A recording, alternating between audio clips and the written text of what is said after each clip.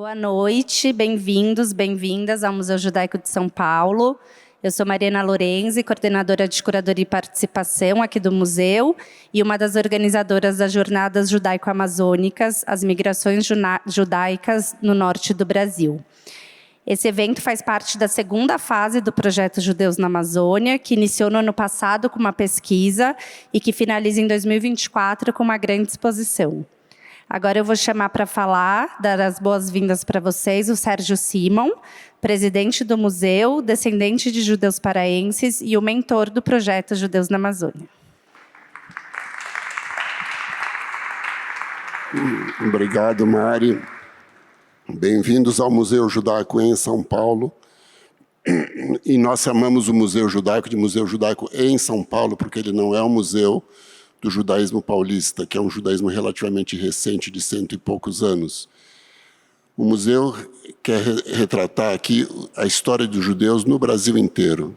E muitas histórias dos judeus no Brasil inteiro são conhecidas. A história dos judeus nas colônias agrícolas do Sul, dos judeus portugueses no Brasil holandês. A história da Inquisição no Brasil é bem conhecida, na corte de Dom Pedro também. E uma história menos conhecida é a história dos judeus da Amazônia, que é um movimento migratório muito importante que saiu do Marrocos a partir de 1810, se acentuou no fim do século XIX e entrou pelo século XX adentro, e que trouxe para todos os recantos, qualquer riozinho da Amazônia que vocês passem tem sinal de que ali passaram judeus. Cemitérios, nomes de caboclos locais com nomes de judaicos, marroquis, etc. E o museu acha importante ressaltar essa herança cultural dos judeus da Amazônia, que é muito forte para quem vive no norte e vive isso no dia a dia, e menos conhecido aqui no sul. Esse seminário que se inicia hoje é um preparatório para uma grande exposição no ano que vem sobre o judaísmo marroquino no Brasil, na Amazônia. E a gente espera produzir também material histórico importante, documental, sobre essa imigração. A gente convida vocês a participar de todos os 4 dias aqui do nosso simpósio e se prepararem para a grande exposição do ano que vem, né? Eu preciso fazer alguns agradecimentos. Eu gostaria de agradecer os patrocinadores exclusivos dos Judeus na Amazônia em 2023, que são o Instituto Cultural Vale como apresentador e o Banco Santander como patrocinador master. E a gente precisa estender também o nosso agradecimento para os patrocinadores do ano inteiro, que garantem a manutenção do Museu Judaico, os nossos patronos, os nossos doadores de todo tipo.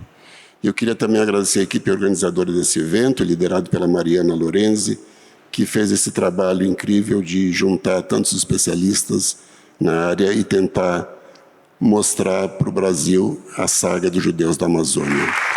Agora eu queria chamar aqui a Carolina Learte, que é Head de Negócios de Impacto Social do Santander, que, como o Sérgio falou, é o patrocinador master do projeto Judeus na Amazônia.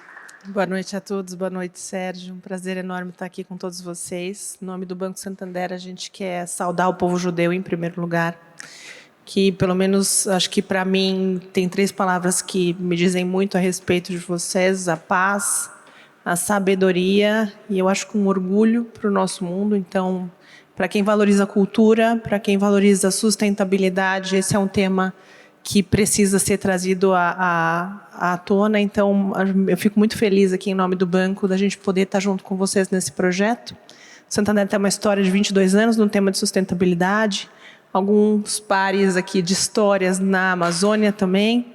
Então, eu agradeço e fico feliz de poder participar desse tempo aqui com vocês. Desejo a todos um ótimo evento. Muito obrigada. E agora eu queria chamar para se juntar a mim aqui a Helena Feldman e o Fábio Zucker, que são também responsáveis pela concepção e organização das jornadas. E antes de passar a palavra para eles, eu gostaria de agradecer mais uma vez a presença de todos vocês, agradecer aos participantes que aceitaram o nosso convite, que vieram de Belém, Manaus, Parintins, Breves, Porto Velho, Recife, Rio de Janeiro, além dos que vivem em São Paulo. E esse projeto é feito por muitas mãos, então eu preciso fazer alguns agradecimentos, vai ser rápido. Gostaria de agradecer a parceria da Ilane e do Fábio, nesse processo que já dura mais de um ano. A Gabriela Longman, que entrou nesse barco recentemente para fazer a coordenação de conteúdo, junto com o Gabriel Coca. Ao Sérgio Simon, que desde a abertura do museu sonha com a gente esse projeto dos judeus na Amazônia, compartilhando de forma generosa sua própria história familiar. Agradecer ao Felipe Arruda, nosso diretor executivo, que está sempre nos incentivando a buscar os melhores caminhos para contar essa história. Fernando Galo, Débora Settel e Gabriele Braz, que são os responsáveis pela produção impecável do evento. A Marília Neusten, Beatriz Costa, Juliana Santana e João Bonfim, que vem trabalhando intensamente em toda a parte de comunicação do projeto. Ao Pieter Kignel, Evandro e Mariana, que vem nos ajudando com as articulações de importantes parceiros. A Roberta Sundfeld, Linda Blá, Judite Tarazente, Léo Vitulli e toda a equipe do acervo do museu, que fazem um importante trabalho de busca dessa história, nos apoiando na pesquisa. Leonardo Moreira, Laura Stephanie, Mel Gomes, por todo o apoio. E todos aqueles que trabalham no dia a dia do museu e fazem possível um evento como esse. Também queria agradecer o Bloco Gráfico, que é o estúdio de design que criou a identidade visual do projeto. E, por fim, nosso muito obrigado aos conselheiros, patronos, patrocinadores do museu, em especial o Instituto Cultural Vale, o Santander e a Gera Amazônia, que apoiam e acreditam nesse projeto desde o início. As jornadas judaico-amazônicas se iniciam hoje e vão até domingo. Serão dias intensos de conversas, debates, oficina de culinária, projeções de filmes e apresentações musicais. Para o museu, esse projeto é de extrema importância e ser um lugar onde essa história é contada, apresentada ao público judaico e não judaico. A programação foi pensada de forma a discutir os diversos e múltiplos aspectos das histórias das migrações judaicas para o norte do país, abordando os elementos culturais, históricos, políticos e sociais dessa presença que já dura 200 anos. Convidamos vocês a voltarem nos outros dias, mergulharem nessa história que é judaica e brasileira. A programação completa está no nosso folder, no site. Uma boa jornada para todos.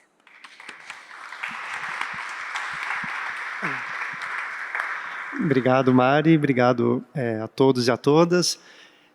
Meu nome é Fábio, eu fui o pesquisador, né, que foi convidado pela equipe do museu para conduzir a viagem que se iniciou em Belém, ano passado, e eu fui subindo o Rio Amazonas até Manaus, como fizeram muitos, né, dos imigrantes judeu-marroquinos que migraram para a região no século XIX, início do século XX. E eu sou antropólogo, né, eu trabalho na Amazônia, eu trabalho no Rio Tapajós, que é um lugar também que teve uma forte presença judaica ali na Amazônia, e foi um enorme desafio, né, poder lidar com essa temática. Eu sou judeu, trabalho na Amazônia, então, bom, quando veio o convite, eu falei, eu acho que faz sentido que eu me debruce, né, sobre essa temática, né. Eu não conhecia, né, tinha já me deparado, como jornalista e como antropólogo, com, né, presença judaica ali na região, mas nunca tinha me debruçado sobre o tema, né, com afinco, com um olhar de pesquisador mesmo. Então, queria só contar para vocês, né, que eu empreendi essa viagem com todo o apoio da equipe do museu, parando então em Belém, Breves, no Marajó. Fomos também para Parintins, Manaus e Cametá, que também foi um importante local, né, da chegada dos judeus na Amazônia. E eu acho que o que a gente tentou trazer aqui, né, para a programação foi um olhar diverso, um olhar multifacetado e também com atividades múltiplas, né? Porque, poxa, um seminário, uma jornada poderia ser algo eventualmente enfadonho, e o nosso esforço, né, como equipe, foi dar um dinamismo. Então, vamos ter, né, oficinas culinárias, tem momento de projeção de filmes, né, filmes históricos que relatam a presença judaica na Amazônia, mas também produções artísticas contemporâneas, como a da Janaína Wagner, que está aqui no programa para vocês verem. Então foi essa tentativa, né, o desafio de contar essa história da presença judaica na Amazônia a partir de múltiplos olhares, e eu acho que o seminário reflete um pouco isso. Enfim, desejo a todos e a todas um ótimo seminário, uma ótima jornada, e a gente se vê nos próximos dias.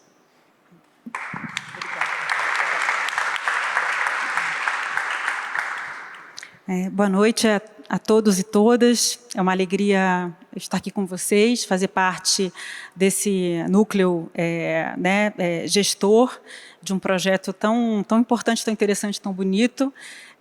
Eu também, de alguma maneira, sou uma interessada direta, porque também sou descendente de judeus marroquinos que foram para Ilha do Marajó, Cametá e, enfim, Belém, Pará, apesar do meu nome, tipicamente Ashkenazi.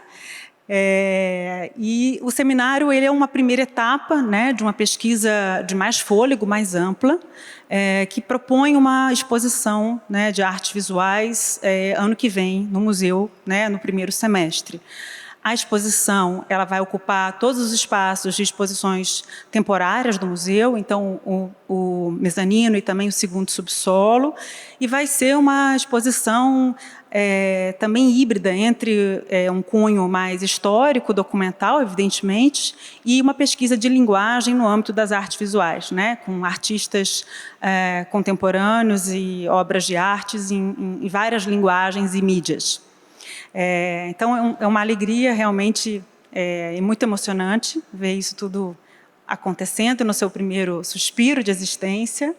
E eu queria, então, convidá-los à conferência de abertura da professora Maria Luísa Tucci Carneiro, que temos a honra em receber aqui, com essa fala sobre o judeu caboclo, e nada mais interessante, que vai ao encontro também das tranças que o Museu Judaico aspira, as tranças com a cultura brasileira. Então, vou apresentar a Maria Luísa Tucci Carneiro, historiadora, romancista e professora sênior do Departamento de História da Faculdade de Filosofia, Letras e Ciências Humanas da Universidade de São Paulo. Desde 2006, coordena o LEER, Laboratório de Estudos sobre Etnicidade, Racismo e Discriminação, onde desenvolve o projeto Travessias, Dicionário Histórico-Biográfico Brasileiro, o legado dos artistas, intelectuais e cientistas refugiados do nazismo no Brasil, entre 1933 e 2023. É autora dos livros Subversivos, Arte, Cultura e Política, Brasil 1924-1964, pela editora Intermeios, Cidadão do Mundo, o Brasil diante do Holocausto e dos refugiados do nazifascismo, pela editora Perspectiva, entre muitos outros títulos. É uma alegria, Maria Luísa. Obrigada. Boa noite a todos. Agradeço, em primeiro lugar, o convite do Museu Judaico em São Paulo, estou certa? Museu Judaico em São Paulo, todos os amigos aqui presentes, todos e todas, hoje se fala ainda mais um todes, e é um prazer ver aqui vários colegas, inclusive do conselho, aqui do museu, e parabenizo desde já, em nome inclusive usando a pessoa do presidente, o Sérgio, como representante desses judeus na Amazônia. Eu gostaria de agradecê-los pessoalmente, mas eu faço aqui em seu nome por toda a sua trajetória e história de família. A minha presença aqui hoje diz respeito a não só as minhas pesquisas sobre antissemitismo, sobre imigração judaica, e eu vou tentar apresentar para vocês um trabalho que eu já fiz há muitos anos. Então, a minha conferência hoje ela vai ser um breve resumo de vamos dizer assim, de um imenso trabalho que foi mapear as comunidades judaicas no Brasil, não só na Amazônia, e que veio de um convite por ocasião dos 500 anos do Brasil, da descoberta do Brasil, convidada pelo Itamaraty, quando outros 12 colegas, historiadores, sociólogos, arqueólogos, antropólogos, fomos convidados para participar de uma exposição grandiosa, vamos dizer assim, que demonstrasse, comprovasse a presença dos diferentes imigrantes de diferentes nacionalidades e a contribuição que eles trouxeram para os 500 anos naquele momento, que seria comemorado no ano 2000. Então, 2 anos antes, esse comitê, com vocês já imaginem com todas as reverências e reuniões no antigo prédio histórico do Itamaraty, começamos uma pesquisa que ficou pronta no ano 2000. Nesse mapeamento, pelo qual eu fiquei encarregada, então seria uma das exposições, não me lembro se eram 12 ou 13 exposições, sobre espanhóis, alemães, todos que tiveram uma presença marcante, e eu fiquei responsável, apesar de não ser judia, né, já adianto aqui, quer dizer, responsável pela história ou mapeamento e uma grande exposição que eu nomeei de Brasil Judaico. E no Brasil Judaico, passando e viajando o Brasil durante 2 anos, eu cheguei exatamente nas colônias ou nas comunidades do norte. E foi aí que eu tive vamos dizer assim, uma experiência muito interessante, porque nós que estamos acostumados aqui nessa convivência, não é, com o imigrante judeu, e eu muito envolvida, quando eu cheguei lá, falei, gente, mas é um caboclo brasileiro. Então, essa expressão que eu chamo de duo, né, o duo caboclo judeu, ele acabou influenciando muito um dos capítulos, vamos dizer assim, eu digo capítulo porque acabou se transformando em livro, da exposição grandiosa que seria representando os judeus, os 500 anos sobre os judeus no Brasil. Bom, então, hoje, a minha palestra vai ser um breve resumo, vou apresentar alguns documentos, algumas fotos, a maioria já são reproduzidas, já estão na internet, mas naquele momento nós não tínhamos esse acesso tão fácil, né? Então, eu gostaria de começar, eu vou rapidamente, conforme eu leio, vocês vão acompanhar aqui alguns textos, né, que não obrigatoriamente vocês precisam ler, mas eu vou estar lendo para vocês.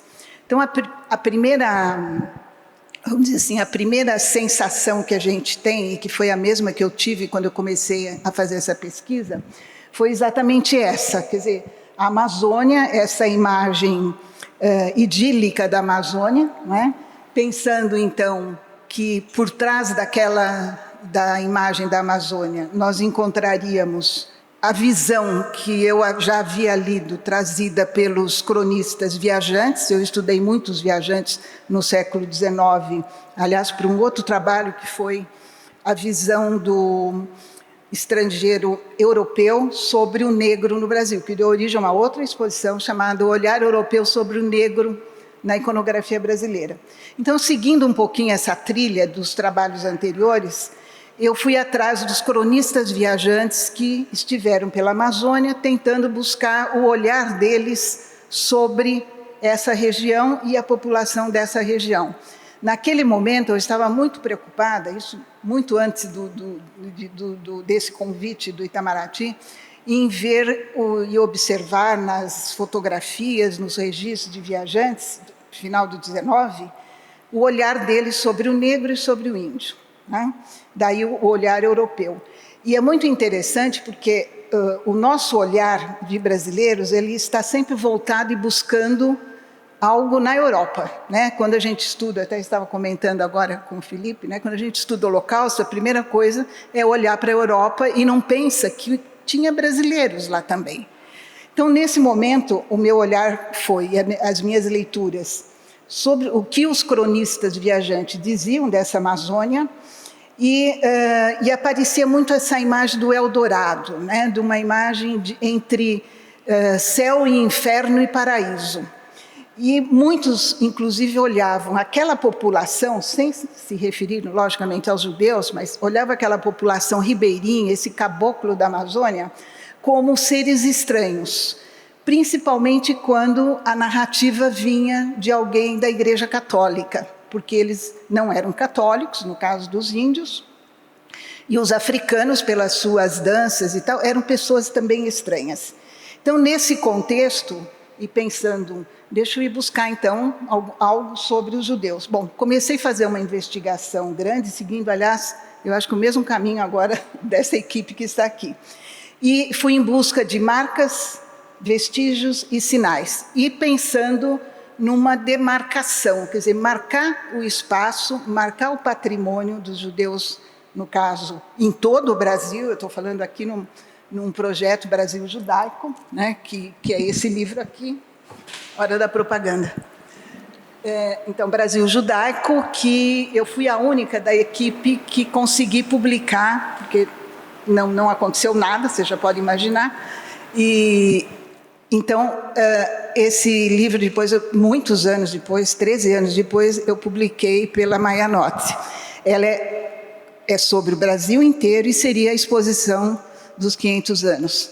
Bom, o capítulo ali nesse livro, Brasil Judaico, tem um capítulo sobre os judeus, os caboclos. Saí em busca de testemunhos orais, comecei em viagem também buscar falas também de familiares, tanto em São Paulo, muitos encontrei aqui, depois lá, e, ao mesmo tempo, a iconografia. Então, onde encontrar as fotografias dessas famílias, e até hoje eu ainda estou reunindo esse material. Com isso, eu fui percebendo que, tanto nas fotografias como nas narrativas, e também pela fala dos historiadores, nós tínhamos, então, múltiplos olhares, múltiplas narrativas e múltiplas interpretações. E essa Ileia, que eu me referi, a Ileia Amazônica, ela foi, então, reinterpretada por esses historiadores, os pioneiros, né, nessas primeiras investigações, e muito interessante, no caso, que começou a surgir nessas falas e nas narrativas dos historiadores a palavra Eretz Amazônia. Eu chamo a atenção aqui para alguns pioneiros, né, desses estudos, no caso, o Edorf Moreira, que é um dos primeiros a falar sobre a presença judaica no Pará, o Bentz, que já usa a palavra das ruínas de Jerusalém, a verdejante Amazônia, e o Benchimol, que usa exatamente a expressão no livro dele, de 1998, Eretz Amazônia, os judeus na Amazônia.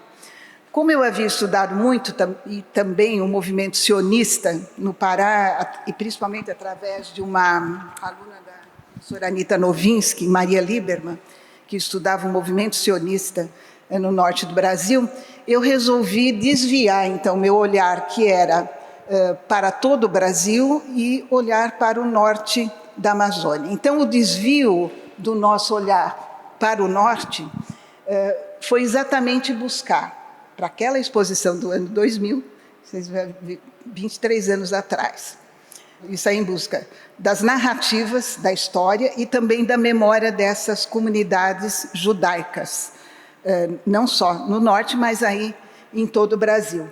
Com isso, eu comecei a sentir uma necessidade de demarcar as fronteiras, quer dizer, até que ponto aqueles judeus, por exemplo, que vinham de Marrocos, quando chegavam aqui convivendo e vivendo, não é, nessa verdejante Amazônia, como é que eles foram assimilando, aliás, nós vamos ter aqui uma parte de culinária, os temperos que não existiam, como é que eles iam fazendo para não deixar, né, ou para continuar sendo judeus, e ao mesmo tempo, quando é que ocorriam rupturas, quer dizer, quando é que eles abandonavam, se a gente pode falar assim, aquela cultura que é milenar.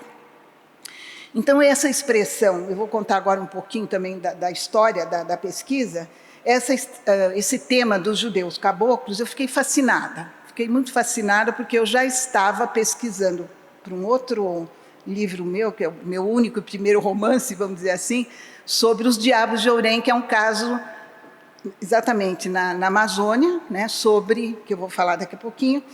E aí eu comecei a achar muita coincidência, quer dizer, sobre a Amazônia, casos de exorcismo, inquisição, e essa expressão eu continuei perseguindo, a ideia dos judeus caboclos, mas sempre preocupada aonde está a determinação, a delimitação da fronteira, quer dizer, até onde ele é aquele judeu que veio de Marrocos, e a partir do momento que ele convive no dia a dia, então, quando que ele, em que momentos, né, ele abandona, vou usar essa expressão, aquele judaísmo que ele trouxe na sua bagagem, e respeitando as tradições, mas que de repente ele não tem mais condições, mas ele continua se identificando como judeus. Em segundo lugar, porque eu comecei a sentir que essa era uma história desconhecida, apesar dos pioneiros, desconhecida, quer dizer, além daqueles que convivem na academia com pesquisas, E ainda mais reafirmando que nós, né, pesquisadores, trabalhamos sempre dentro desses limites. Quer dizer, ou é askenazita, ou é sefaradita, ou é o judeu oriental. E eu chamo a atenção e cumprimento a minha amiga aqui, Raquel Mizrahi, que no doutorado sobre a minha orientação, exatamente ela optou por trabalhar e pesquisar os judeus orientais.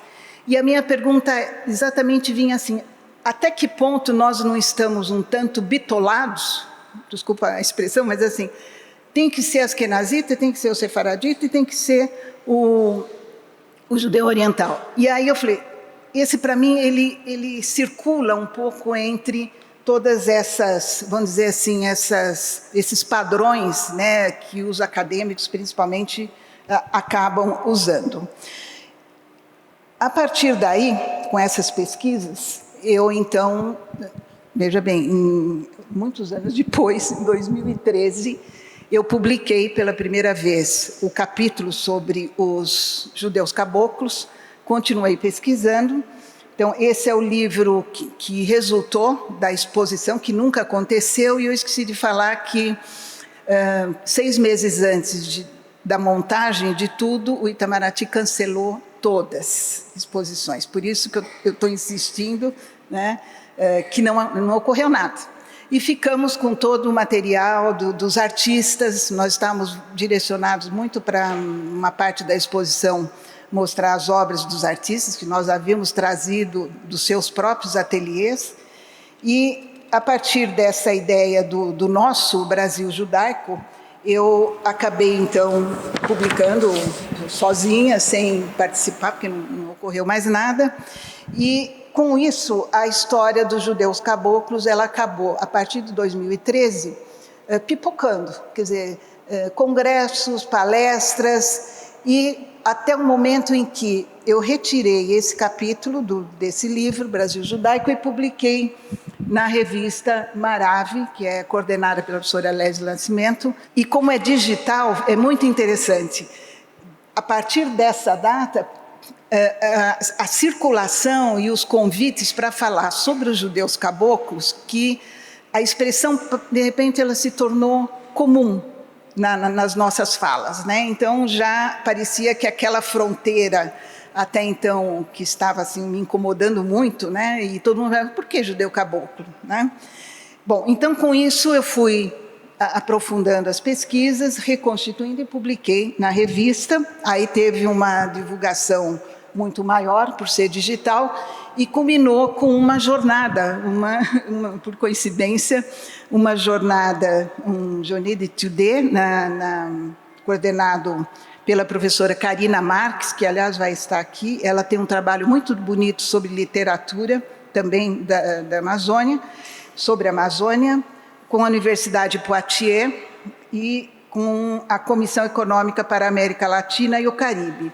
Eu faço questão de dizer isso para vocês perceberem assim, como é que, de repente, o judeu caboclo começou a circular num espaço, né, muito maior, e surgindo, então, pesquisas a partir dessa primeira incursão. Com isso, a dualidade, né, judeu-caboclo, ela deve ser considerada como uma identidade que, no caso, eu atribuí, mas que hoje ela foi e é endossada, atribuída a um grupo específico, aqueles judeus marroquinos que no século XIX constituíram essa importante comunidade que tem suas marcas e de uma forma muito forte, então, na Amazônia, e o contato com a população local, que eu fui percebendo que havia alterações na identidade. Quando a gente conversa, né, ele não era mais tão judeu, mas era, às vezes muito caboclo, né?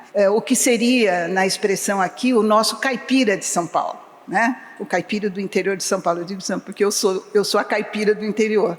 Então, a fala também começou a nos chamar a atenção, e como consequência, vamos dizer, desse meu olhar para o norte, para esse grupo específico da comunidade, eu comecei a ficar atenta a esses movimentos de demarcação.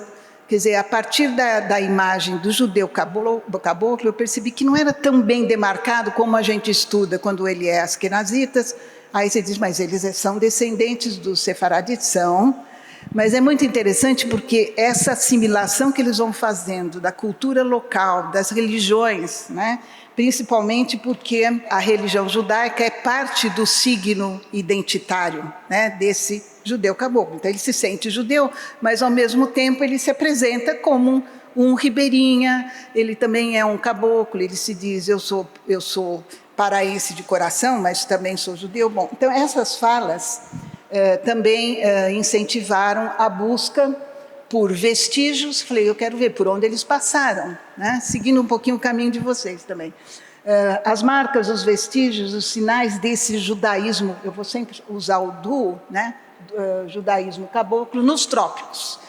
Aproveitando também a ideia e o imaginário desse Eretz Israel, desse paraíso nos trópicos, e a partir já do final do século XIX, nós sentimos já que aparece a expressão Eldorado, principalmente considerando a riqueza dos caboclos, da borracha. Então essa dualidade, ela acabou, vamos dizer, muito presente nas investigações. Eu estava sempre buscando o movimento das fronteiras, quer dizer, quando ele é muito mais judeu, ou quando ele se entrega àquela cultura da Amazônia. Olhando eu gosto muito dessa foto, né, dos Ales. E quero lembrar para vocês também, não sei se já chegaram, mas isso foi encomendado pelo Museu da Diáspora de Tel Aviv.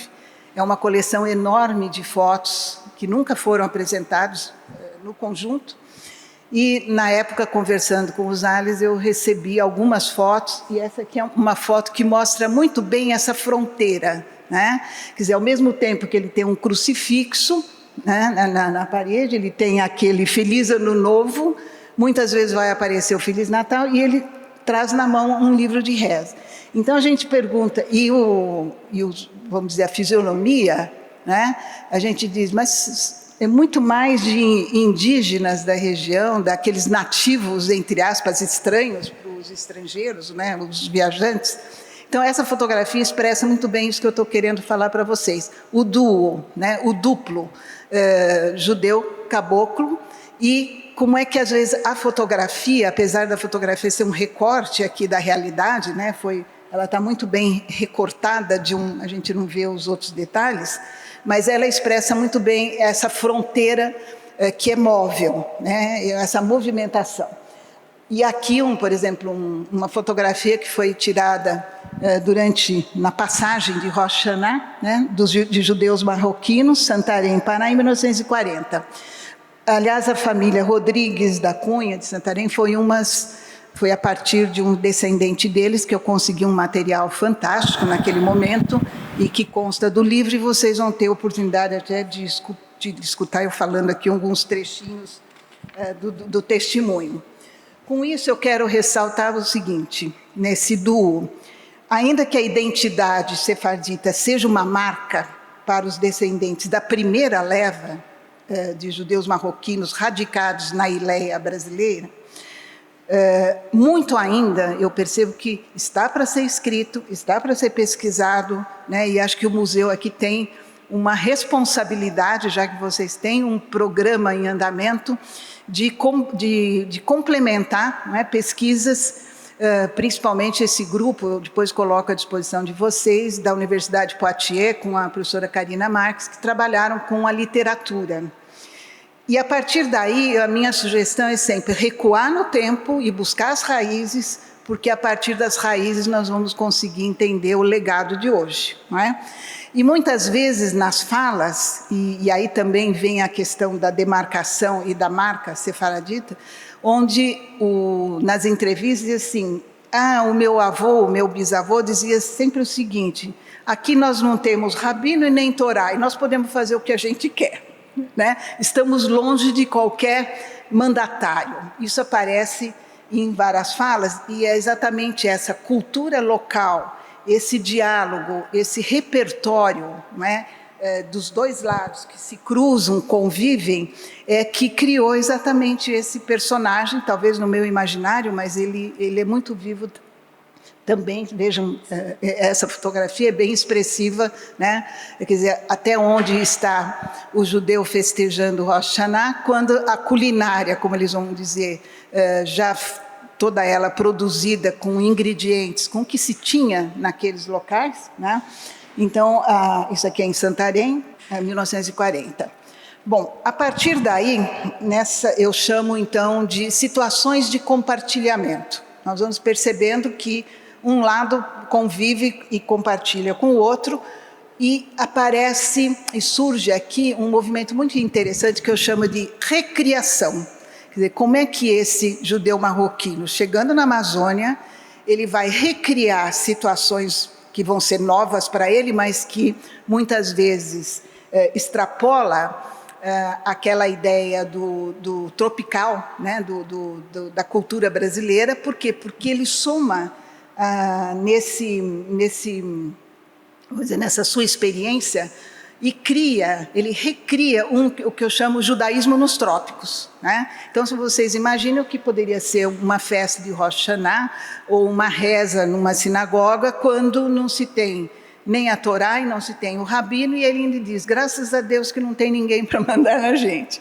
Então, é exatamente essas situações de compartilhamento que devem ser consideradas e que realmente comprovam que ali foram, sim, criadas raízes. Nós temos um legado muito importante desse grupo social específico e que em nenhum momento precisaram pedir permissão para os seus ritos, as suas tradições alimentares, e como eles diziam, a gente ia inventando, fazia com o que tinha.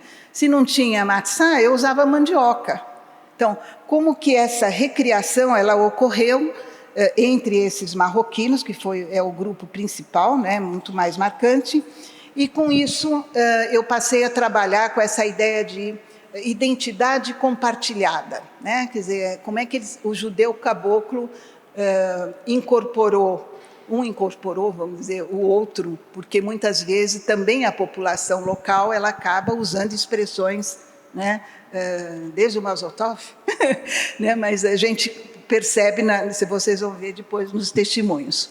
Com isso, e aí também, além da identidade compartilhada, surgiu também um interesse em buscar os caminhos, né? Os caminhos cruzados. Vocês, aliás, usam uma expressão que eu gosto muito, as histórias trançadas, né? Conversando com um, conversando com o outro, pega fotografia de um, ouve a história do outro, fala, mas espera, isso tem a ver a minha história com a dele? Bom, essas histórias trançadas acabam também trazendo até nós, nessa busca do passado, histórias que mostram também a adaptação deles, quer dizer, o caminho pelos rios, a casa sob estacas, né, no caso as palafitas, dormir em redes, e assim eles vão se adaptando aos costumes locais. Comemoravam, sim, as festas tradicionais, Pesach, Yom Kippur, Rosh Hashanah, e inicialmente deixam bem claro nas falas, quem deixa geralmente já é a segunda, terceira geração, não tinha rabino e não tinha Torá. Isso é muito interessante, quer dizer, mas a gente manteve a tradição que eu herdei do meu avô, do meu tataravô, e com isso a fala, a narrativa, é de que tudo era uma grande aventura. Desde um momento que eles deixavam a comunidade de origem até a comunidade de recepção, né? No caso o Brasil, e muitas vezes a gente tem que pensar o seguinte, ele não falava português, como é que ele vai se virar? Falava um pouquinho de espanhol, né? Herdado também dos familiares. E um outro detalhe importante, no século XIX, a partir de 1910, com a abertura dos portos, 1940, 1950, essa região toda vai ser atingida por uma epidemia de cólera muito forte e muitas mortes, e foi exatamente nessa busca também do dia a dia que eu tomei contato com a história da epidemia, que, aliás, me remeteu imediatamente, imagino como vocês, à pandemia de hoje, né? Então, imagino que seria uma epidemia de cólera sem tratamento e em comunidades distantes de qualquer atendimento médico, com dificuldade para divulgar notícias, uma população indígena muito presente e a Igreja Católica como uma das mandatárias naquele lugar, dando as ordens e dizendo, olha, isso é pecado, isso não pode, você tem que, para conseguir cidadania, você deve ser batizado, apesar da liberdade religiosa que ocorreu a partir do Primeiro Império. Então, nós temos que imaginar que, nesse momento do contexto histórico, nós temos Primeiro Império e Segundo Império, né? E lembrando que D. João II vai ser o grande amigo dos judeus no Rio, principalmente no Rio de Janeiro, que é, aliás, um outro capítulo muito interessante, que depois nós transformamos isso, sim, numa exposição. Com isso, o meu olhar, ou as visões sobre esse que eu chamo de mundo verde, e que outros historiadores chamaram de Eretz Israel, induz, então, essa busca pelos vestígios. Onde é que estão as marcas, onde é que estão as falas, retratos de casas, fotografias de casas comerciais, fui atrás de anúncios, aliás, os jornais, viu, Felipe? Os jornais é fantástico. Os primeiros comerciantes anunciando nos jornais locais, acabei juntando uma coleção muito interessante. Depois fui atrás dos cemitérios, né, onde as marcas estão ali nas lápides, os nomes, e o trabalho da Frida e Egon Wolff também foi impressionante.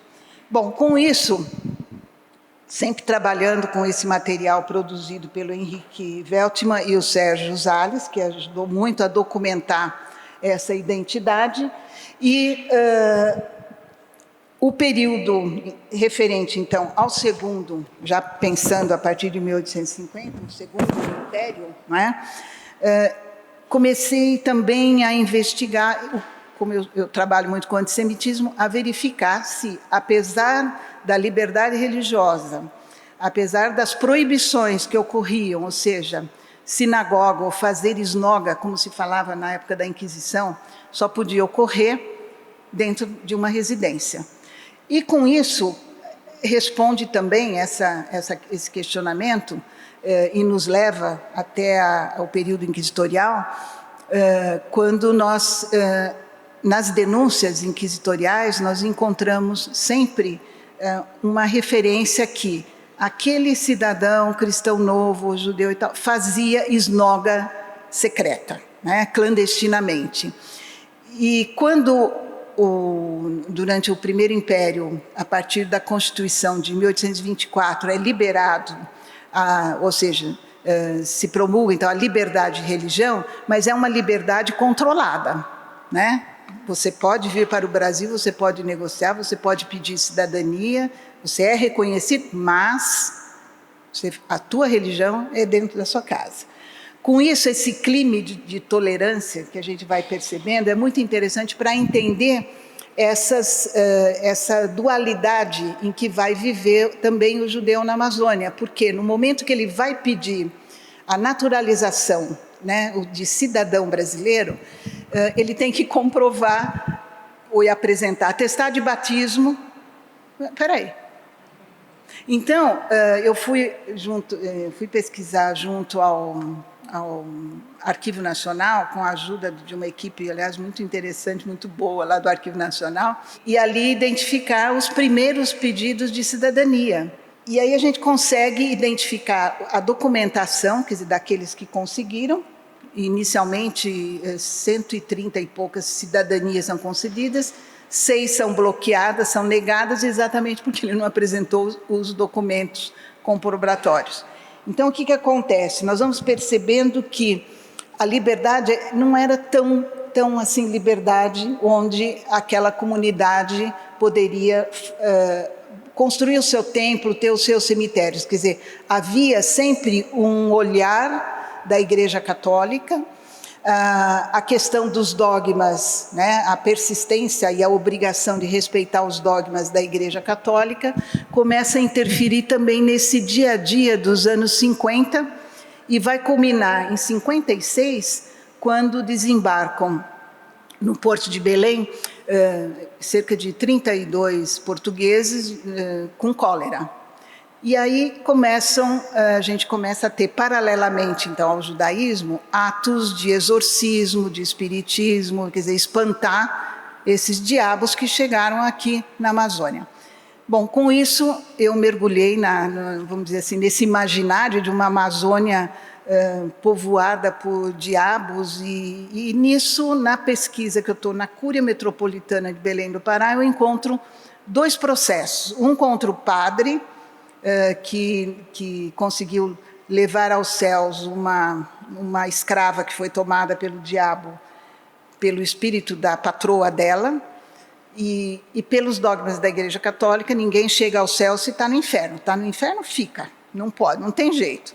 Bom, com isso, eu adentrei a esse mundo da epidemia da cólera e ao mesmo tempo, comecei a relacionar também com os judeus marroquinos, quer dizer, eles estavam ali vivendo esse período, aliás, muito dramático, com muitas mortes. A ideia aquela imagem, a imagem das covas e milhares de covas jogadas e tal, tudo isso começa a povoar aquela população ribeirinha e interferir no seu dia a dia. Então, eu imagino que a mesma coisa acontece então com esses judeus marroquinos que atravessaram, daí o nome então travessia, saem de Marrocos, principalmente cerca de principalmente de 2 cidades, né?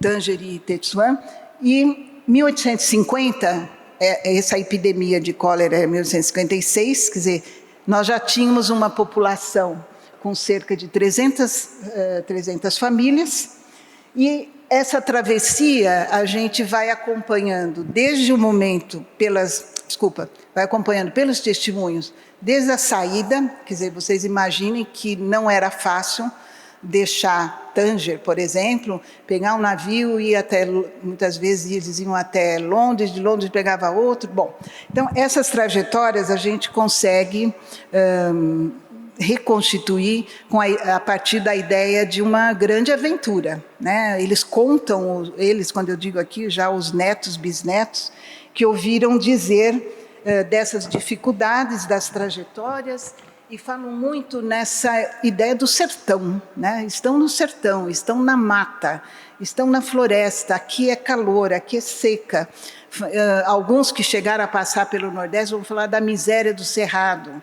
Então, a riqueza do testemunho e essa, vamos dizer, aventura, nos leva também a buscar, quer dizer, por que eles saíram, por que eles vieram para cá, né? Então, as referências sempre são fugindo da pobreza, a superlotação na cidade de onde eles viviam, epidemia de cólera, epidemia da peste bubônica, que estava assolando a Europa, e muitas vezes referência ao antissemitismo, que eu sempre coloco essa questão em busca se houve perseguição, se ocorreu confisco de bens, apedrejamento, destruição de sinagogas, discriminação social. Então, geralmente os textos, nesse caso, as referências, né, no norte, é interessante, eu não encontrei nem apedrejamento, nenhuma manifestação de repúdio. Então, isso vai mostrando, a não ser uma notícia em jornal, e, aliás, uma notinha. Quer dizer, a gente percebe que houve uma aceitação, houve uma convivência, e daí é que eu falo da fronteira desse movimento, né, e que ocorre cada vez mais a partir do ano da peste, que é 1856, e que acabou inspirando esse meu romance que foi lançado mês passado, Os Diabos de Ourém. Então, escrevi exatamente reconstituindo a trajetória, o clima das populações ribeirinhas, da presença da Igreja Católica, e aqui os judeus não entraram, mas tentando reconstituir o drama de quem vivia aquele momento. Então, com isso, nós podemos dizer que 2 levas de judeus marroquinos foram muito marcantes. A primeira, vinda principalmente do Marrocos, francês, árabe, espanhol, da cidade livre de Tanger, que vieram impulsionados pela crise financeira que abalava Marrocos desde o século XVIII, né? E ali esse grupo, Megoraxim, né? Principalmente vinham dessas duas comunidades, Tanger e Tetsuan. A situação para eles, nas narrativas já dos seus descendentes, é que eles saíram de uma condição inferior, de dhimmi, né, para a cidadania plena e igual a todos. Só que essa fala é uma fala construída porque a situação nesse período, né, ela mostra que havia uma grande dificuldade. Então, uma sugestão que eu dou, viu, Felipe? Consultem os processos, os pedidos de cidadania do final do século XIX, no XX, desse grupo da Amazônia. É muito interessante quem são. Aí eu cheguei às primeiras famílias cidadãs, né, naquele momento, e quero lembrar que muitos vinham ajudados, né, pela Aliança Israelita Universal, que acho que a Raquel Mizrahi trabalhou muito também, né, Raquel, com os judeus orientais, que incentivavam o ensino, principalmente da língua francesa, e basicamente dois grupos, então, esse que fica nas regiões ribeirinhas e aqueles que têm a opção por se localizar nos grandes centros urbanos, naquele momento, Manaus e Belém. Esses que ficam nos grandes centros urbanos vão trabalhar no comércio de exportação e importação de cacau, depois borracha, e os outros, basicamente, vão trabalhar com comércio, e lembro muito assim de secos e molhados, como eles diziam, né? Secos e molhados. Bom, dando continuidade a essa travessia, nós chegamos a uma segunda leva, já um tanto diferenciada, já atraída pelo boom da borracha, que eles chamavam do ouro verde, né? E, desculpa, tem o ouro negro e tem o ouro verde. Uma parte desse fluxo migratório acabou ficando no Rio de Janeiro e formou ali no Rio de Janeiro, principalmente aqueles que vinham da Inglaterra, não os marroquinos, os ingleses, acabaram formando uma comunidade muito interessante, com casas de moda, assim, uma elite muito sofisticada, e alguns desses vieram para o norte, né, principalmente a família Levi, e ganhando muito dinheiro com a borracha, começaram também a construir ali as suas casas comerciais e basicamente marcando, né, deixando bem determinado que um fluxo grande dos judeus imigrantes não marroquinos permaneceram no Rio de Janeiro, em torno da corte e atraídos, aliás, pela própria postura do Dom Pedro II, e a outra parte, vinda de Tetsuan e Marrocos, e aliás tem um grupo que vem de Açores e Gibraltar, se concentram em Belém e Pará, dedicando-se então à importação de mercadorias francesas. Eu encontrei nos jornais daquele momento assim algumas propagandas muito interessantes, exatamente mostrando o que se vendia, né, o que uma elite da região ali comprava. Então tem sedas, tem charutos, vinhos, manteiga, né? E aí a gente vê a partir desses anúncios uma chamada muito interessante para as tradições de uma comunidade europeia, né, formada na Europa inclusive, e que no Brasil já criou as suas raízes e forma ali um perfil de uma elite, né, herdeira, basicamente, dessas tradições europeias. É aí que a gente vai explicar o famoso Teatro de Manaus, com as suas óperas, né, e eu não vou entrar aqui no teatro, mas cabe lembrar também essa sofisticação que atingiu a comunidade em Manaus e Belém. E lembrando, a cúpula do teatro, que é toda de azulejos importados, foram doados por um desses judeus imigrantes. Também isso está no livro, depois vocês podem encontrar os detalhes.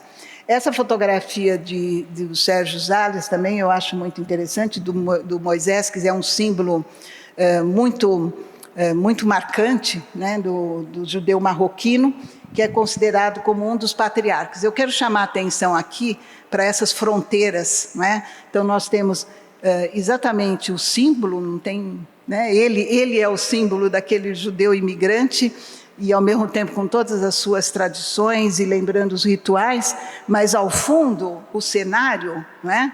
Essa realidade recortada que nós estamos vendo é exatamente esse duo, né? O duo também nesse espaço simbólico onde ele vive. Dando continuidade, eu vou contar um pouquinho da história do Moisés Benguigui, a partir de um dos testemunhos da família. Chegou a Belém, Moisés Benguigui, judeu marroquino, chegou a Belém em 9 de junho de 1909, vindo de Manaus, indo depois para Marapani, às margens do rio Solimões, onde abriu uma bodega. Em 1919, mudou-se para Oriximiná, e em 1931 casou-se em Alenquer, com Esther Alves, também nascida em Alenquer. Os seus pais vinham de Rabat e Lisboa. Bom, eu não vou contar a história toda, mas assim, quando nós começamos a seguir essas trajetórias, começa a aparecer um outro mundo, né, que é a travessia dele, chegando no Brasil, os casamentos, quer dizer, esses cruzamentos, e a partir daí a gente começa a vislumbrar o patrimônio, não é, construído por esses imigrantes. Aqui já um outro Moisés, o Moisés Ezaguá, irmão em importadores e exportadores, em Itacoatiara, Amazonas. Isso aqui é uma imagem que saiu publicada no jornal, fazendo propaganda da loja em 1910. Eu quero chamar a atenção aqui para a importância do jornal, dos jornais, de uma forma geral, nesse momento, porque é onde eles tinham um espaço exatamente para divulgar, não é, os seus produtos, a sua casa, e casa de secos e molhados, como eles falavam. Então, aqui uma outra vista do interior, né, desse mesmo estabelecimento. E é muito, vamos dizer assim, é muito difícil olhar aqui e dizer assim, aquele é o judeu caboclo. Não, para mim, né, todos são os judeus caboclos aqui que convivem e interagem. Bom, com isso, volto naquela ideia do espaço compartilhado, a convivência, as cidades híbridas, essa identidade que eu chamo, que é o caboclo, mestiça, vamos dizer assim. E aqui eu deixei as 4 primeiras linhas, as cidades principais, para onde eles foram se fixando. Em azul, Belém, e na parte de baixo, o nome das famílias. É uma lista enorme que eu cheguei através exatamente estudando, analisando esses processos de cidadania, e a gente consegue identificar aí vamos dizer assim, o espaço e a família. Eu marquei em vermelho aqui o nome de Sabá, porque Sabá foi a partir daí que eu adotei uma das personagens do meu romance, que eu não digo que é judia, mas eu sei o personagem que eu criei ali naquele momento. Com isso, nós chegamos e passamos assim em alguns personagens históricos, com alguns nomes, com algumas histórias, por exemplo, essa própria família, né, Sabá, que depois eu vou transformar numa das personagens, vai para Belém, né, e depois nós temos o Simão Benjó, que é o primeiro judeu a se naturalizar brasileiro e que conseguiu em 1823. Então, a história dele gira em torno de José Benjó, comerciante de fazendas secas por grosso e miúdo. Quer dizer, vendia tanto no atacado, né, por grosso e miúdo, fazendas molhadas, por atacado, com loja na Rua do Pelourinho, que nesse momento lá é a atual 7 de setembro. Bom, com isso, o que nós temos?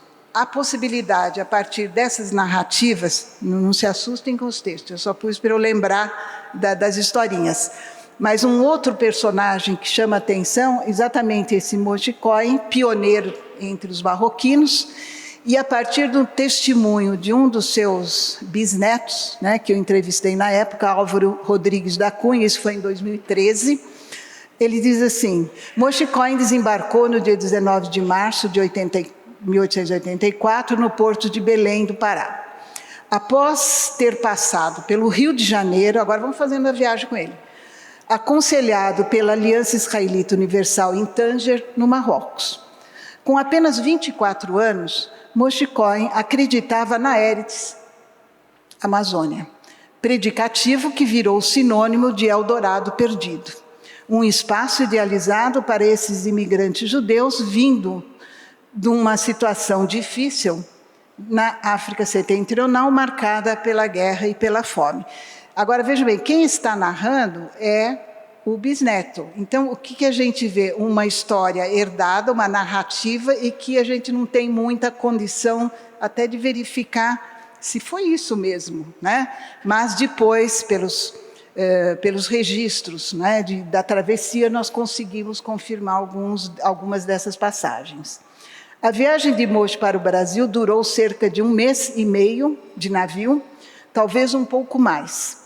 Segundo versão relatada por Álvaro Cunha, o jovem Moche costuma dizer que o balanço do mar me deixou com a mente fraca. Não me lembro de muita coisa. E aí vem uma frase, eu não vou me atrever a falar Ractia, mas ele fala em Ractia, ou seja, que o profeta Elias passe a mão curadora sobre mim. Isso aqui já é a tradução, tá, da Ractia. Era muita doença de todos os tipos que atacou Marrocos, dizia ele, aspas, muita fala do que fazer naquele local, miséria total. Aí vem a expressão em Ractia, ou seja, perdão para os meus pecados. Para Moche, a história de que os judeus sofreram perseguições, trades, no Marrocos, era conversa para boi deitar. Então, isso já é uma expressão assimilada no Brasil, conversa para boi dormir.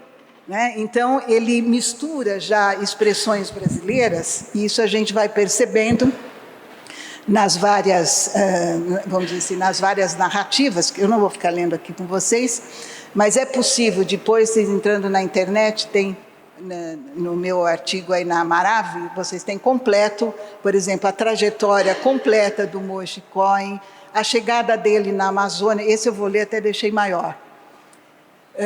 Diz ele, estava sozinho, com a documentação toda em francês, e o que mandaram entrar no navio e se acomodar. Depois eles dariam um jeito. Expressando-se em Ractia, Moche teria dito, pelo menos foi assim. Graças a Deus.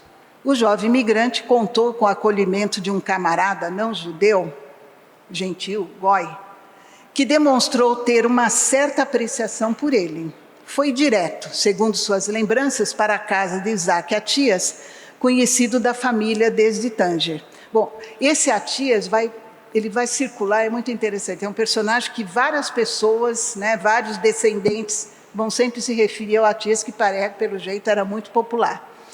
A primeira coisa, quando ele recebeu então o Moche, a primeira coisa que Atias lhe falou é: você precisa comer e descansar. Então, essas formas de receber, não é? E de perceber a natureza, aqui tem uma descrição muito interessante, eu só estou chamando a atenção, não vou ler, sobre o nascer do sol, quando ele chega na Amazônia. Né? Então, contando, e acho que isso era contado de neto para bisneto, e são, assim, algumas passagens inesquecíveis, tanto para nós que lemos em dias de hoje, não é? E a outra é sobre o rito marroquino. Também nas falas nós vamos encontrando sempre essa postura de que nós podemos fazer aqui o que nós queremos. Né? Não temos... isso é interessante, ele diz, na Amazônia a gente faz o que quer sem o pitaço, quer dizer, sem a chamada de atenção, sem o pitaço dos vigilantes de Deus. Quer dizer, aqui não tem ninguém, nem um rabino, não tem nada para mandar na gente. Depois, se vocês puderem ler o texto completo, tem outro sobre a família Levi, que eu também não vou ler, e que depois a família Levi, que também vai aparecer tanto nas imagens de Sérgio Zali, não é, como também nos anúncios da família Levi nos jornais. Aqui é um exemplo muito interessante, eu trouxe um só, essa casa dos irmãos Levi vendendo relógios de ouro da famada marca Omega. E aí você consegue saber, pelos outros anúncios, vendia-se sedas, vendia-se charutos, vinhos do bom, e muitas vezes lençóis egípcios, e tem coisas fantásticas. Então, vale a pena se dedicar a esses anúncios.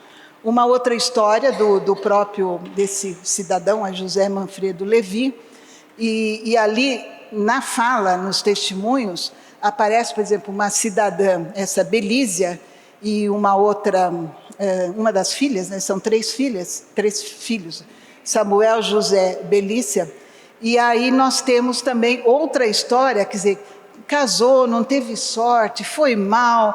Então, e é muito interessante porque parece que já entra naquele dia a dia do brasileiro, né, fazendo comentários, e termina, inclusive, um comentário sobre a Graça, que não teve sorte, né? Então, aí vem a história do casamento, e não passa... E aí eu procurando, falei, cadê os vestígios de um casamento... Com tradições judaicas? Não, é interessante porque muitas vezes isso daí some, desaparece, né? Por isso que eu falo nas fronteiras que vão se movimentando. Bom, em busca então dos vestígios, há uma outra busca também muito interessante de buscar marcas, onde é que eles deixaram as suas marcas, onde é que está o patrimônio. Então, com isso, fomos atrás também das primeiras sinagogas. Essa sinagoga de Belém do Pará, de 1884, estilo marroquino, vocês, inclusive um projeto importado, com todos o arquiteto que é trazido de fora e tal, e dizia que essa era para os judeus ricos. E aqui a sinagoga, esse é o Abraham, que é a mais antiga, depois da de Recife, né, considerada Recife, que é de 1824. E só conseguiu terminar a construção em 1850. Eu não vou dar história de sinagogas, mas só para vocês terem ideia, essa é de Belém, de Manaus, uma das mais antigas. Eu não consegui uma foto melhor, mas me parece que assim, as primeiras cenas que a gente tem é de uma simplicidade muito grande nos seus interiores. A partir dessas buscas, eu fui também atrás dos cemitérios, né?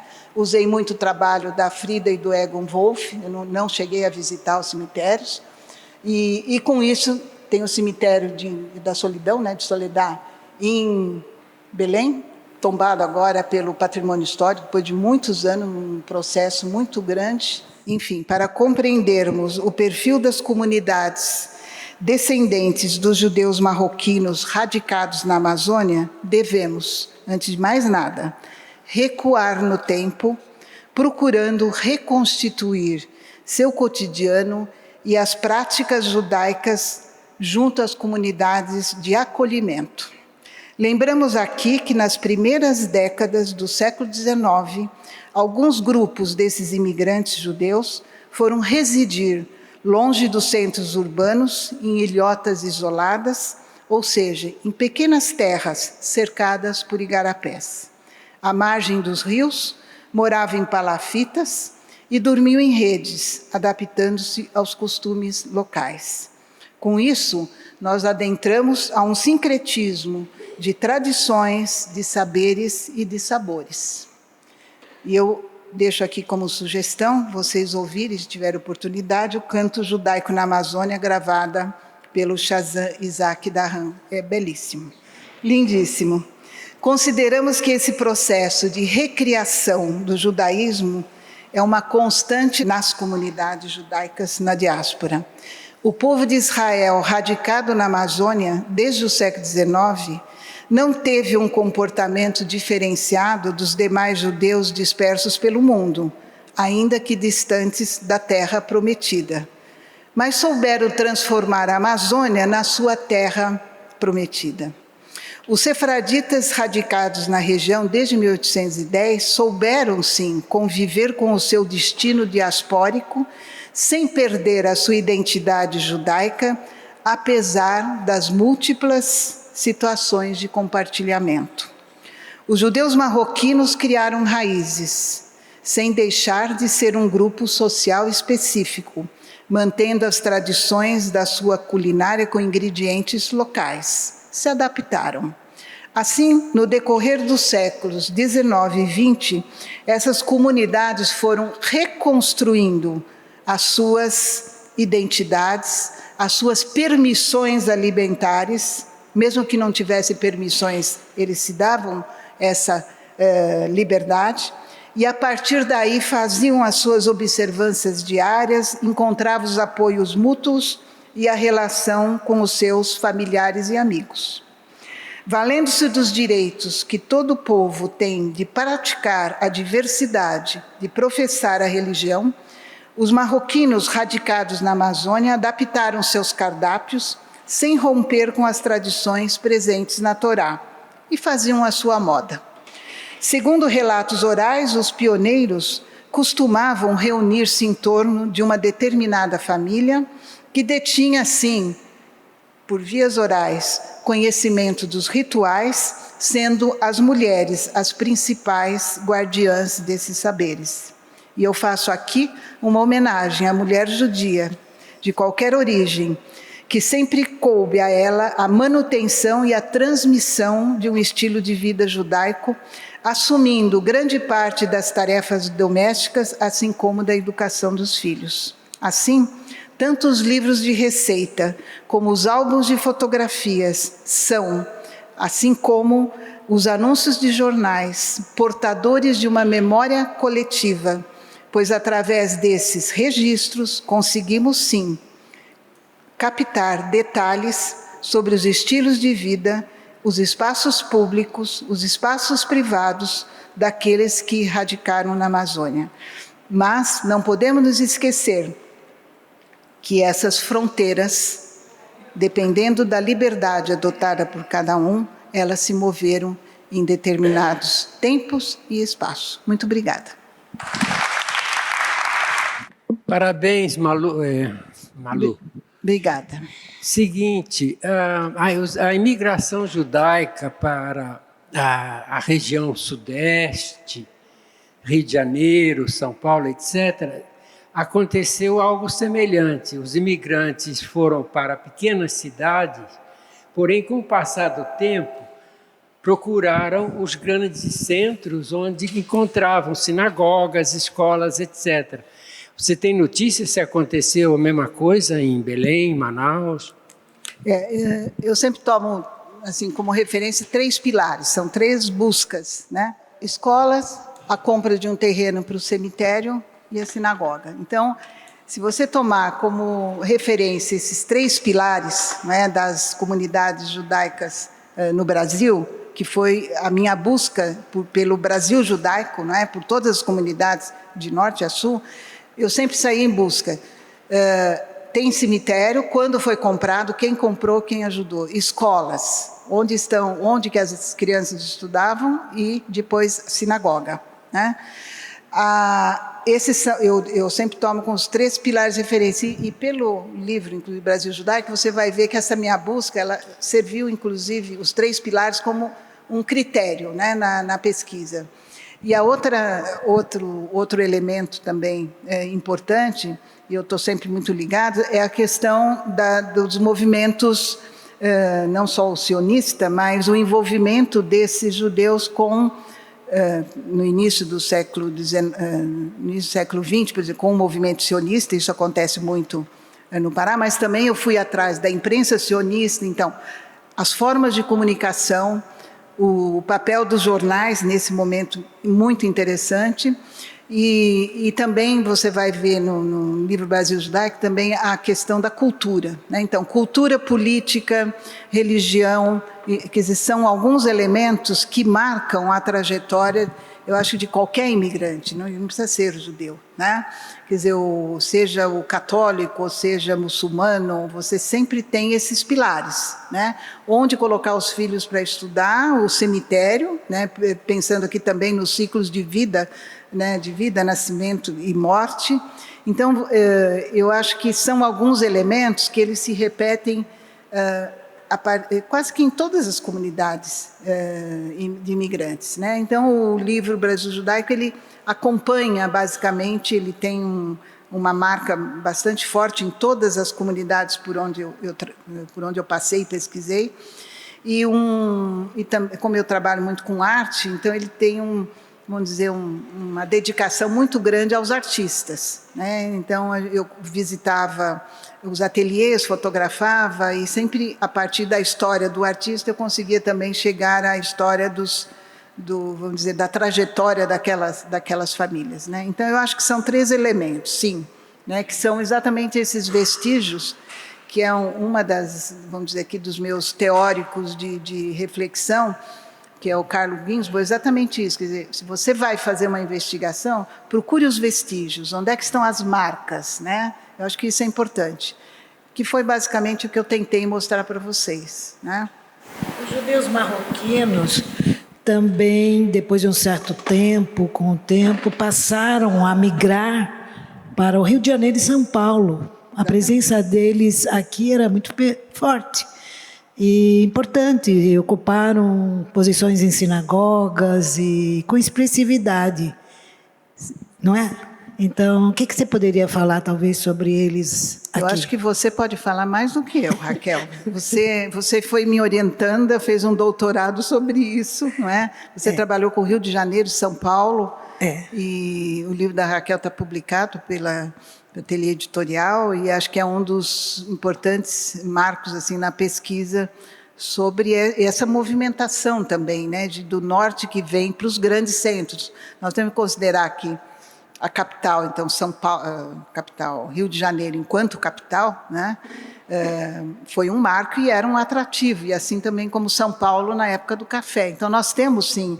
uma mobilidade marcante, e acho que o importante, e estou vendo aqui, olhando para o Sérgio, né, quer dizer, buscar os representantes dessas famílias, né? Eu acho que o Sérgio é o símbolo aqui, quer dizer, como é que a tua família veio parar aqui? Ninguém melhor do que você para nos contar e dar o teu testemunho, né? Sérgio, você pode responder melhor do que eu. Bom, a história, eu amanhã vou contar a história da minha família, mas a chegada do Marrocos é dos meus tataravós que chegaram em 1850 na Ilha do Marajó e se estabeleceram numa fazenda em Breves. A minha mãe já era a terceira geração nascida no Brasil, entre a Ilha do Marajó, Cametá e Belém, e acabou casando com um alemão em Belém do Pará e mudou para São Paulo, porque o marido trabalhava aqui. Então não foi uma imigração por vontade própria, foi por vontade do marido. Mas ela conservou sempre hábitos marroquinos na minha casa, comida marroquina, raquitia se falava em casa, nós ensinamos até para os nossos filhos raquitia, porque é uma maneira da gente se comunicar sem que as outras pessoas entendam. Sérgio, fala um pouquinho de raquitia para a gente. Eu acho que todo mundo gostaria de ouvir. Eu não me atrevi a ler nada e falar, mas eu gostaria de... O que você falaria para nós hoje à noite? Agora eu vou te raquitia é uma mistura de espanhol antigo, medieval, árabe e hebraico. Então, você pode falar, por exemplo, Shuf Sahé Mahaleando.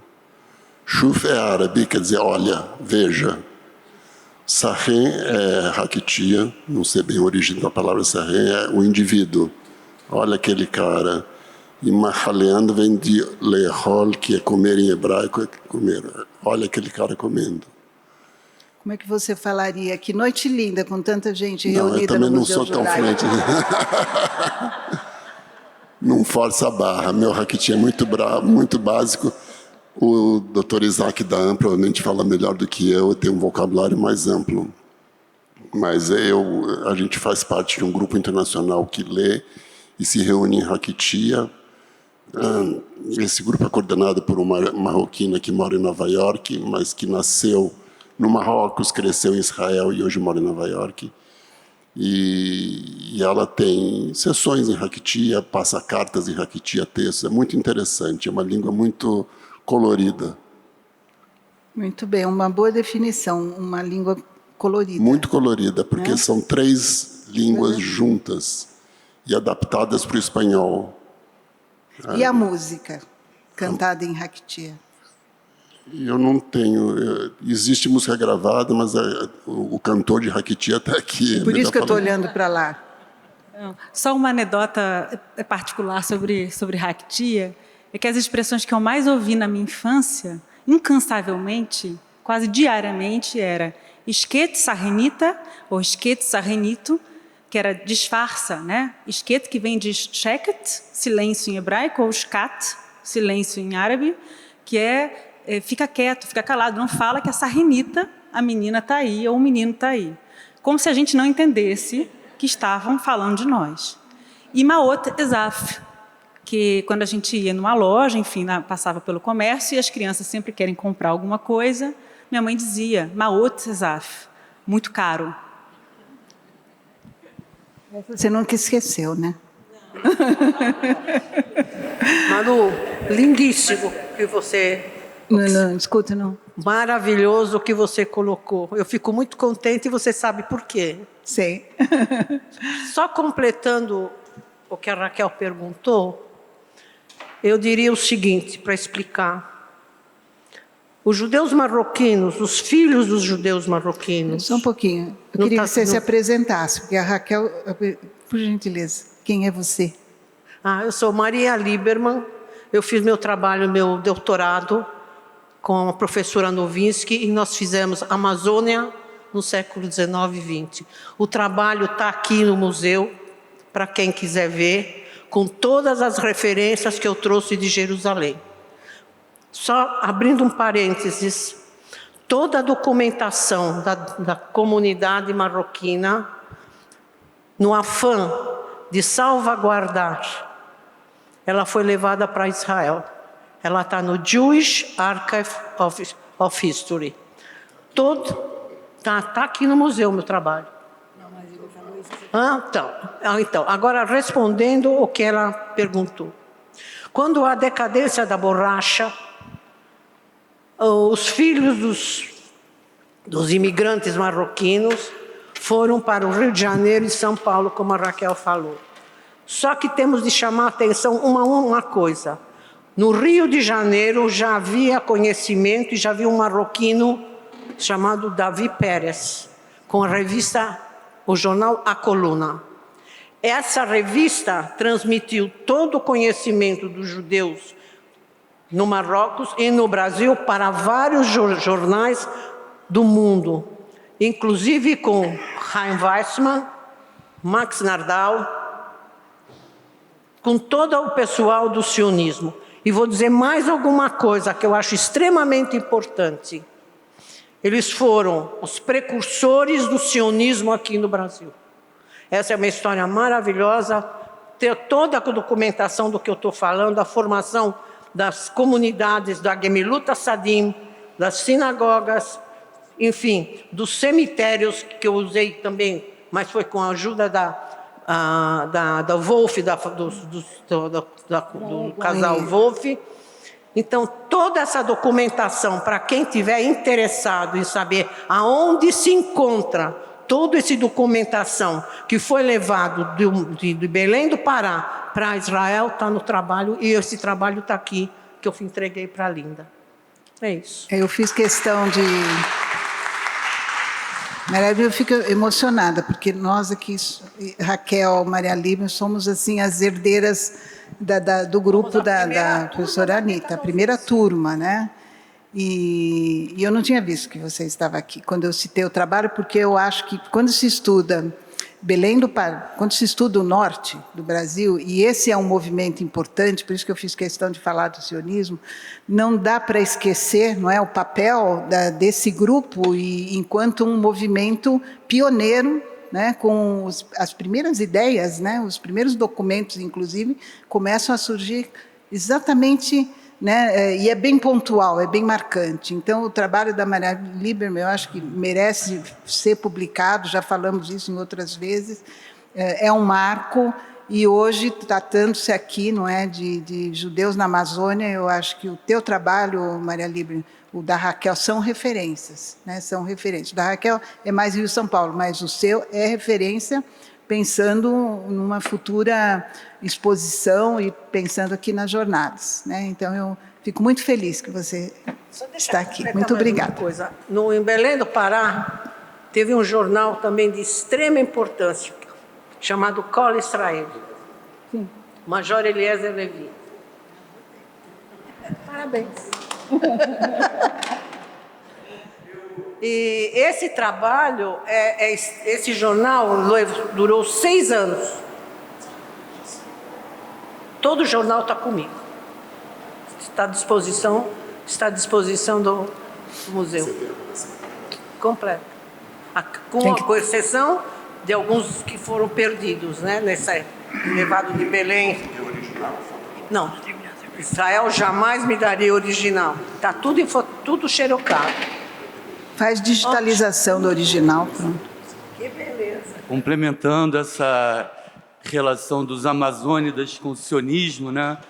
Eu queria que o Sérgio falasse, relatasse a relação do Eliezer Levi com o Oswaldo Aranha, né? Que é uma história que me chegou muito fragmentada. Eu nunca ouvi ela... Bem, seria uma honra ouvir do neto do Major Eliezer Levi essa história.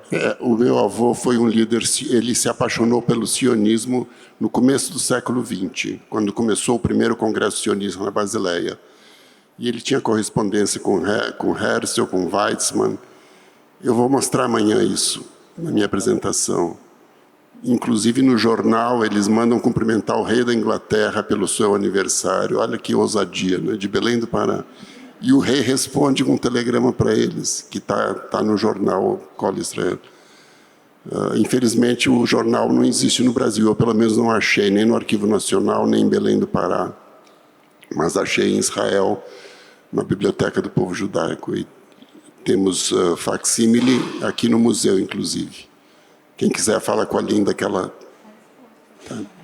está exposta lá embaixo, inclusive. Bom, quero agradecer aqui a atenção de todos, a contribuição, o compartilhamento, né, com tantos testemunhos aqui presentes, e acho que essa é realmente a riqueza de um encontro, né, e desses reencontros, viu, Maria Líbia? Para mim, um reencontro muito feliz. E acredito que na multiplicação desses encontros é que nós vamos recuperando, né, um jornal, depois uma notícia, um testemunho, uma fala. E fiquei muito feliz de ouvi-lo também, Sérgio, como personagem, não é? O personagem da história aqui presente, e que para mim é o documento. Você é um documento vivo para mim. Então, agradeço muito a todos. Muito obrigada.